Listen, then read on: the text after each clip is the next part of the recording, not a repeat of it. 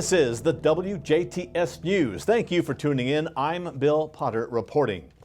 Country Mark Fuels is hosting a Fueling Freedom event on Friday, June 24th from noon to 5 p.m. at several local locations.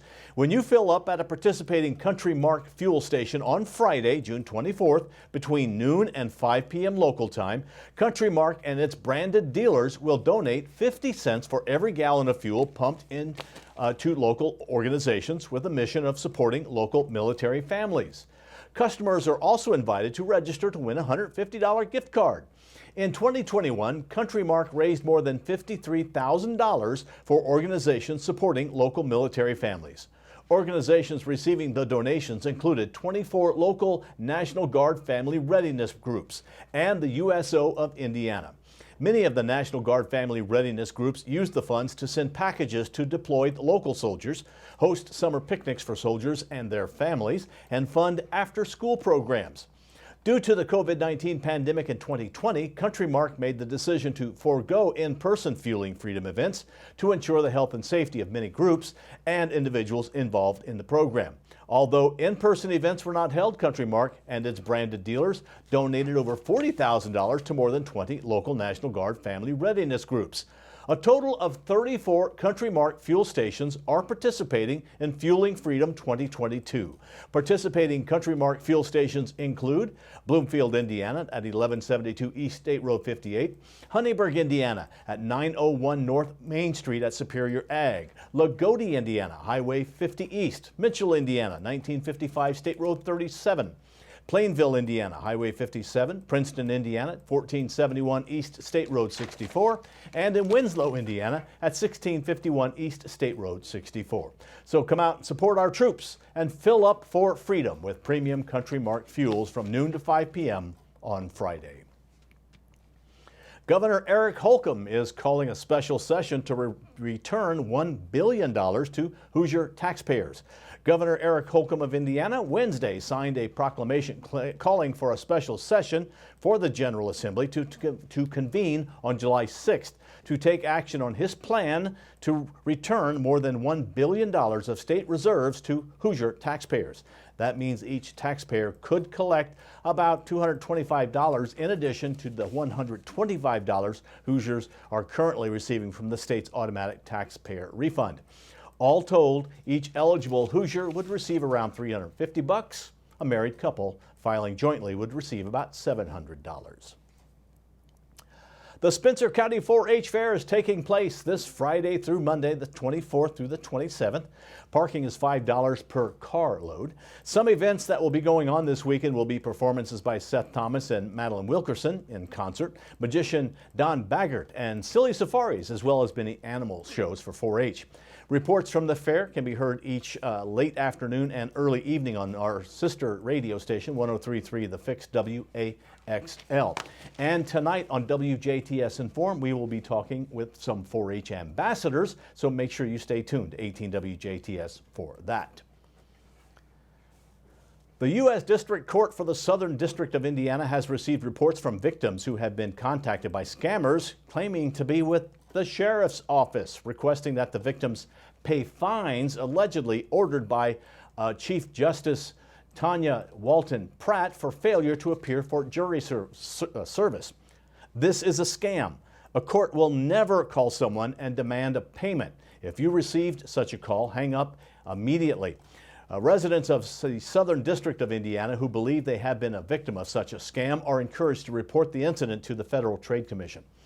Here's information on things to remember when someone calls you and what to do if you're contacted by a scammer. Obviously, never divulge any personal information or financial information to unknown callers, including those who claim to work for a government agency.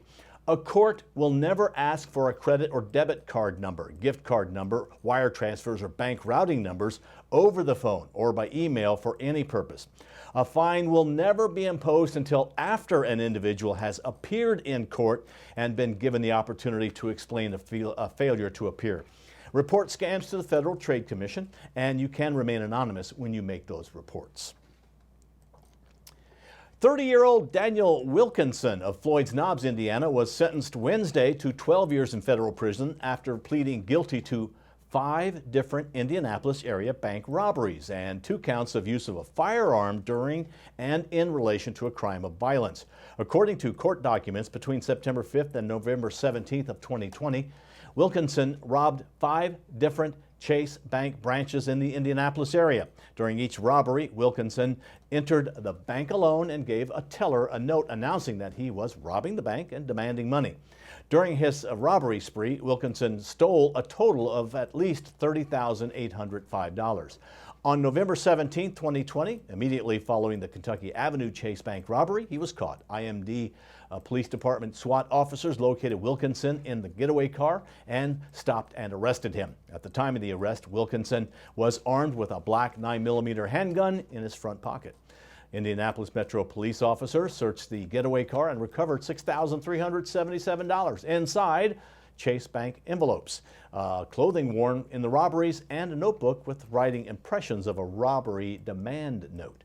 The Federal Bureau of Investigation and the Indianapolis Metropolitan Police Department investigated the case. The judge in the case ordered that Wilkinson be supervised by the U.S. Probation Office for 5 years following his release from federal prison, and he needs to pay $30,805 in restitution to J.P. Morgan Chase Bank. This case is part of a Project Safe Neighborhoods program, bringing together all levels of law enforcement and communities they serve to reduce violent crimes and make our neighborhoods safer for everyone. Davies-Martin County producers have until August 1st to submit FSA County Committee nominations. Farmers and ranchers have until August 1st to nominate candidates to serve on the Davies-Martin County Farm Service Agency, or FSA. The U.S. Department of Agriculture accepts nominations each year in certain local administrative areas, LAAs, for individuals to serve on these locally led committees. This year, Davies-Martin County is accepting nominations for LAA 3 and LAA 4. LAA 3 includes Van Buren, Barr, and Reeve townships in Davies County. LAA 4 includes Perry, Rutherford, and parts of Center and Mitchell-Tree townships that are located north and west of the White River in Martin County. Agricultural producers who participate or cooperate in a USDA program and reside in the LAA up for election this year may be nominated for candidacy for the county committee. A cooperating producer is someone who has provided information about their farming or ranching operation to FSA, even if they have not applied for or received program benefits. Producers should contact their local FSA office today to register and find out how to get involved in their county's election, including if their LAA is up for election this year. To be considered, a producer must be registered and sign an FSA 669A nomination form. Urban farmers should use an FSA 669A3 for urban county committees. The form and other information about FSA county committee elections are available at fsa.usda.gov/elections. Election ballots will be mailed out in early November. Now stay tuned. WJTS News will continue in a moment with a look at weather, and Kirk Duxell steps in with a look at sports, followed by WJTS Informed tonight, featuring 2 ambassadors from the Spencer County 4-H program.